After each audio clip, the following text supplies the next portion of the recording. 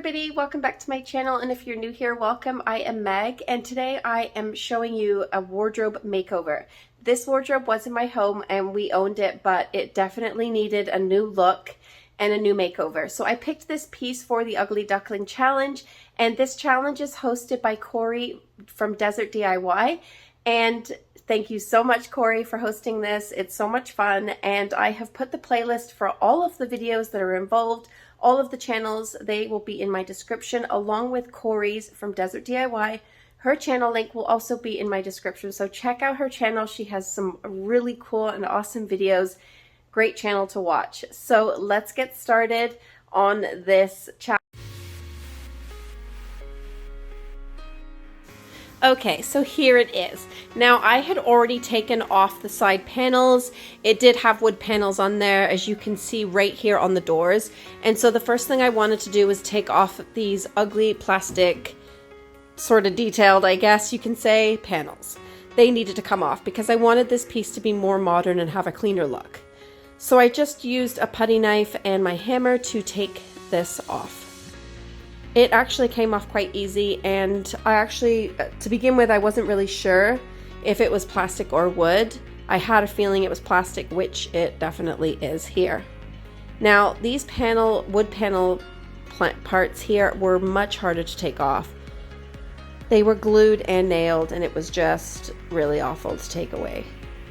But I did manage to get them off. And as you can see here, I was filling them with wood filler.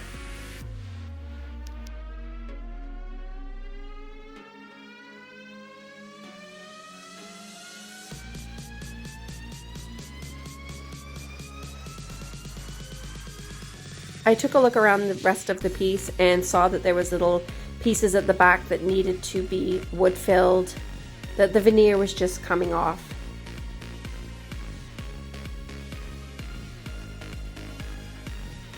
I also took the hardware off. It was these huge, not so nice handles, so I'm going to be definitely changing those.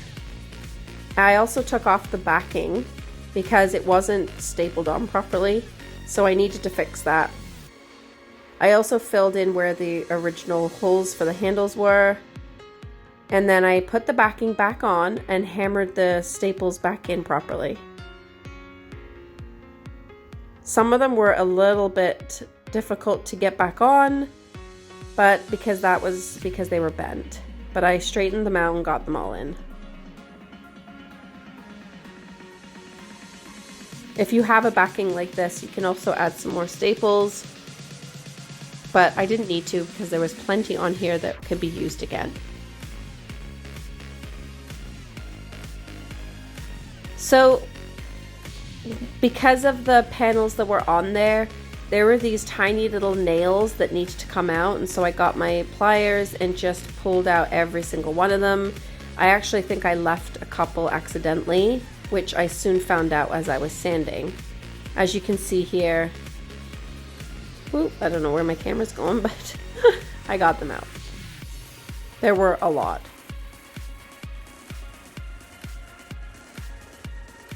And you can see closer here. They came out okay, but having some pliers to get them out really does help. And then I got some wood filler and just started to put some wood filler where the other holes were, like right here.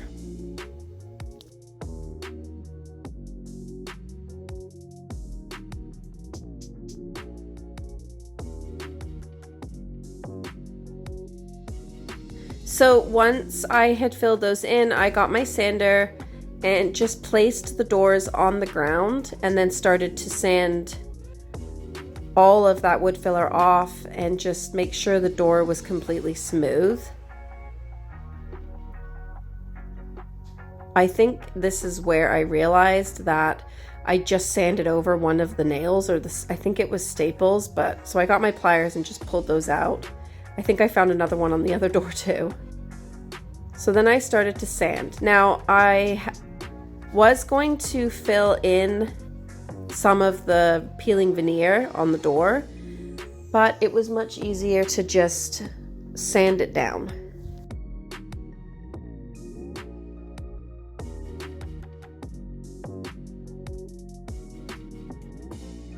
I think I was having a lot of trouble with these doors.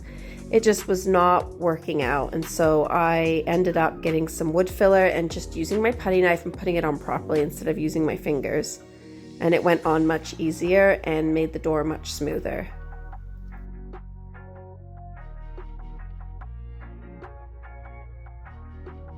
Once that was dried, I just sanded over it once again and just making sure they were completely smooth. Yes, I have sandals on. I've had someone mention before about my sandals, but this is what I wear in the garage. I also scuff sanded the entire dresser, making sure all the edges and the bottoms were completely clean, and then I used my vacuum to vacuum out all the drawers. Now this drawer was not coming out, and so what I did is I ended up switching them, and then they worked perfectly well. I think that they were put in backwards or wrongly. So they worked afterwards, which was great. I took off the doors, or sorry, I actually put them back on. I had them off before, but I was putting them back on so that I could spray the primer. I prefer the doors on.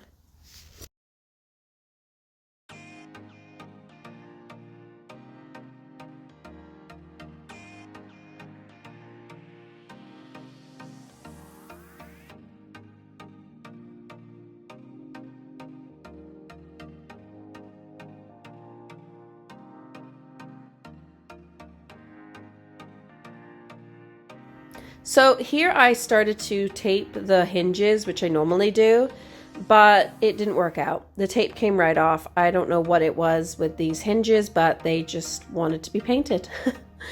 And sometimes they do scuff and the paint comes off when you open the doors, but these ones didn't. So I guess they just did not want that on. Now, because I sanded the doors and they're raw wood,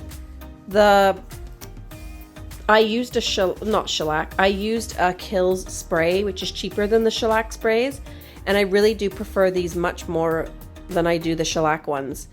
And this is a primer, so I just wanted to get that spray over the doors because I knew that there was going to be a lot of bleed through, and that way I wasn't going to waste more of my primer in the sprayer.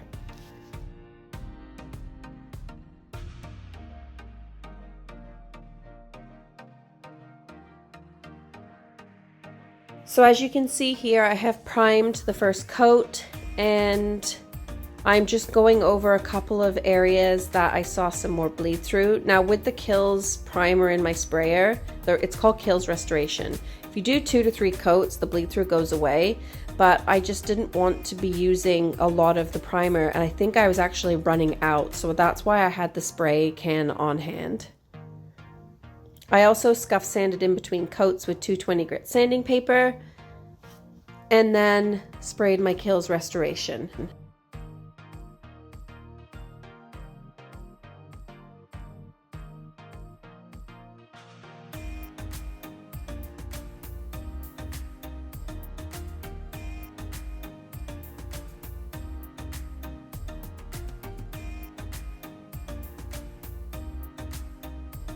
As you can see here, I am scuff sanding all of the doors and all of the in between the coats.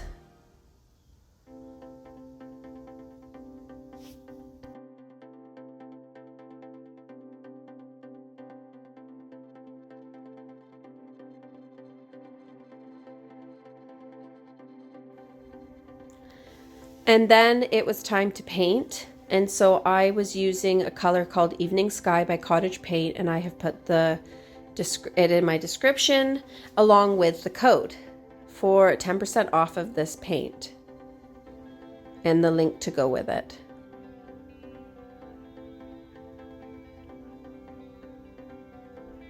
I did about 2 coats of, or maybe 3 of the Evening Sky.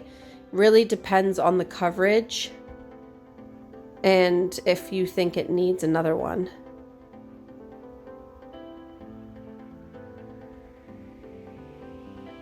It is a very light gray, if you're wondering about that color. As you can see it going on there.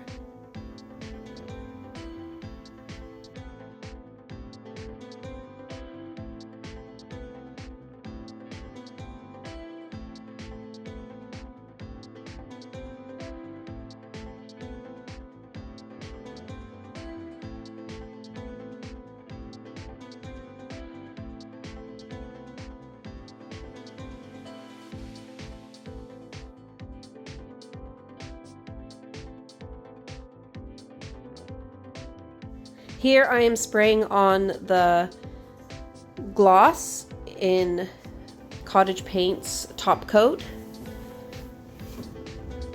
Now the gloss is a little bit shiny, which I really liked. So this piece has about 2 coats of the Topcoat on.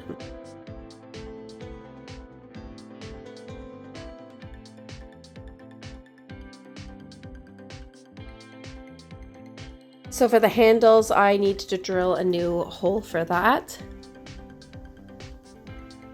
And I put some green tape over the tops because they were a white sort of ceramic on the top, and then I wanted the rest to match the transfer, this transfer.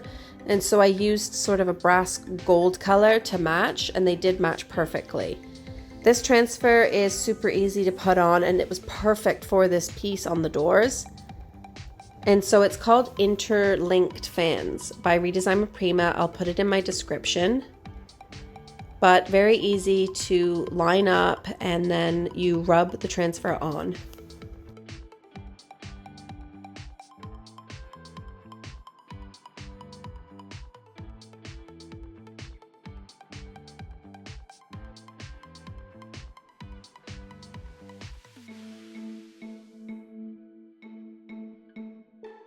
Once that was on, I had the hardware on, and that's what it looked like before, and this is what it looks like now.